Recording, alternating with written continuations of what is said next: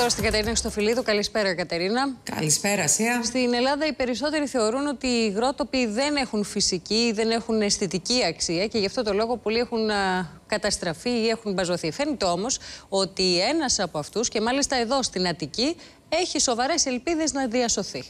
Να πούμε ότι οι υγρότοποι δίνουν καταφύγιο σε πάρα πολλά είδη ζωής, ενώ η ύπαρξή τους μπορεί να λειτουργήσει προστατευτικά και στην περίπτωση εκδήλωσης ακραίων καιρικών φαινομένων και πλημμυρών, όπως έχουμε δει σε όλη την Ελλάδα να συμβαίνει.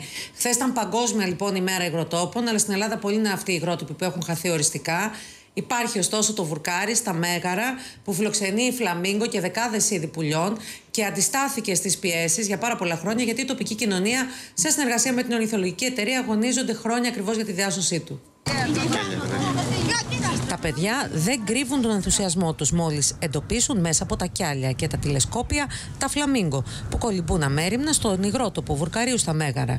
Παρά το γεγονός ότι ο υγρότοπος έχει χάσει τουλάχιστον το 1/3 της έκτασής του από αλλεπάλληλα μπαζώματα και πιέζεται ασφυκτικά τόσο από τις βιομηχανίες που αναπτύσσονται περιμετρικά, όσο και από τη δραστηριότητα του στρατιωτικού αεροδρομίου αλλά και άλλες εγκαταστάσεις, ωστόσο κατάφερε να επιβιώσει και κάθε χειμώνα αποτελεί σημαντικό μεταναστευτικό σταθμό για πουλιά που διανύουν χιλιάδες χιλιόμετρα για να ξεχειμονιάσουν στα βαθύ και ζεστά νερά του. Τα προγράμματα περιβαλλοντικής εκπαίδευσης έκαναν το βουρκάρι ευρύτερα γνωστό στους μαθητές των σχολείων της Δυτικής Αττικής.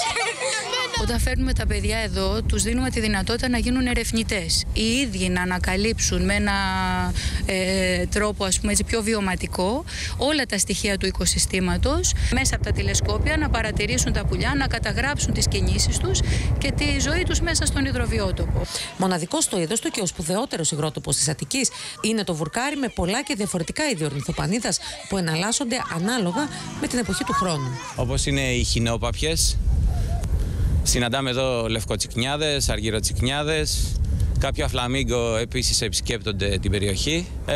Η αλήθεια είναι ότι αργήσαμε να αναγνωρίσουμε την σημασία της περιοχής και γι' αυτό έχουν γίνει κάποιες δράσεις όπως βλέπετε εδώ, κυρίως από βιομηχανίες. Αφού φτάσουμε στην Αγία Τριάδα, που θα πάτε σε λίγο περπατώντας. Ήδη έχει καταρτιστεί και μελέτη με συγκεκριμένες προτάσεις ανάπλασης της περιοχής με ήπιες παρεμβάσεις. Προτείνω σε πρώτη φάση την εκτροπή του δρόμου πίσω από το λόφο και τη μετατροπή του σε πεζόδρομο ποδηλατόδρομο. Ένα δίκτυο ποδηλατοδρόμου το οποίο θα συνδέεται και με τα Μέγαρα και με το προαστιακό για να εξυπηρετεί και τους κατοίκους και των άλλων περιοχών. Ξύλινοι διάδρομοι, πασαλόπικτοι που μπορούν να περιηγηθεί ο κόσμος μέσα στον υγρότοπο. Η προηγούμενη ηγεσία του Υπουργείου Περιβάλλοντος με καθυστέρηση ομολογουμένως υπέγραψε πάντως το προεδρικό διάταγμα για την προστασία του βουρκαρίου, η εφαρμογή του οποίου θα ξεκινήσει μόλις ολοκληρωθεί και η διαδικασία στο Συμβούλιο της Επικρατείας. Προβλέπει τη δημιουργία ζωνών προστασίας του υγροτόπου, τον έλεγχο δόμησης, απαγορεύει εγκατάσταση νέων βιομηχανιών, ενώ οι υφιστάμενες θα πρέπει να απομακρυνθούν εντός 20 ετίας.